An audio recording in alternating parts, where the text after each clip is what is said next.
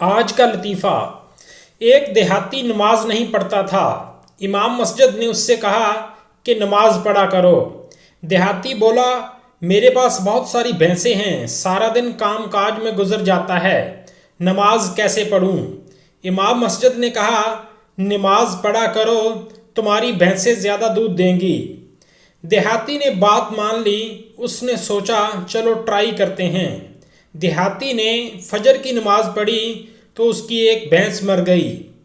دیہاتی بھاگا بھاگا امام مسجد کے پاس گیا اور کہا، دودھ کیا زیادہ آنا تھا، میری تو بھینس ہی مر گئی ہے۔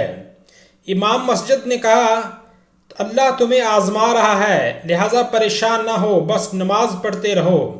دیہاتی نے کہا، ٹھیک ہے۔ اب اس نے ظہر پڑھی، پھر ایک بھینس مر گئی۔ وہ بہت پریشان ہوا اور پھر مولوی کے پاس گیا اور قصہ سنایا۔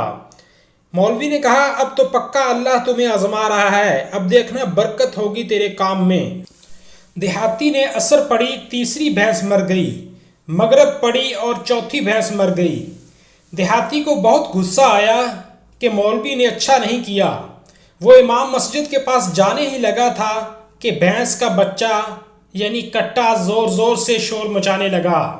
دیہاتی بولا، خاموش ہو جاؤ، ورنہ تم تو صرف 2 نفلوں کی مار ہو۔